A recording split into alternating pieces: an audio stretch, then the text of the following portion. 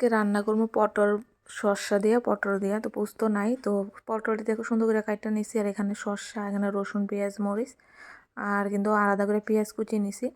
তারপর দিয়ে দেখো সবগুলা কিন্তু মোটামুটি রেডি করছি। আর পটলটি কিন্তু আমি 2 পিস করছি। আর মশলাটা একদম মিক্স করে নিয়েছি, মিক্সার করে নিয়েছি। শসা সব কিছু একসাথে করছি। আর এখানে পটলটির একটু লবণ হলুদ দিয়ে কিন্তু লাল করে ভাজা নিতেছি। দেখো ভাজা হয়ে গেছে, ওখানে কিন্তু কালি জিরা সম্বাস দিয়ে দিছি। তারপর কালি জিরা দিয়ে দিছি আর পেঁয়াজ কুচি কুচি সম্বাস দিয়ে দিছি। আর এটা একটু লাল লাল হয়েছে পরে দিয়ে দেওয়া যে শসা বাটা আর মরিচ মশলাটা আছে সবটা দিয়া পরিমাণ মতো রসুন আর পরিমাণ মতো হলুদ আর লবণ দিয়ে ভালো করে কষায় আনতেছি। আর আমি কাঁচামরিচ 3টা দিছি, কাঁচামরিচও ভালো লাগে দিলে।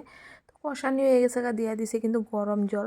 তো ভালো করে কিন্তু ওখানে একটু ফুটাইয়া নিমো। আর একটু ঝোল বেশি রাখতাম না। তো দেখো ভালো করে কিন্তু ফুটাইয়া নিছি। আর ওখানে যে পটল দিয়ে আসলে সবটি দিয়ে দিছি। তো ওখানে কিন্তু ভালো করে ফুটাইয়া তারপর নামাই নিমো। আর পটল পোস্ত খাইতে ভালো লাগে, আর শসা দিয়ে পটল দিয়েও খাইতে খুব স্বাদ লাগে। তো আমার কাছে কিন্তু দারুণ লাগছে এই খাবারটা গরম গরম ভাতের সাথে। তো দেখো আমার কিন্তু শসা দিয়ে পটল রেসিপিটা একদম রেডি, গরম গরম ভাতেরও কিন্তু সেই স্বাদ। আজকাল টাটা।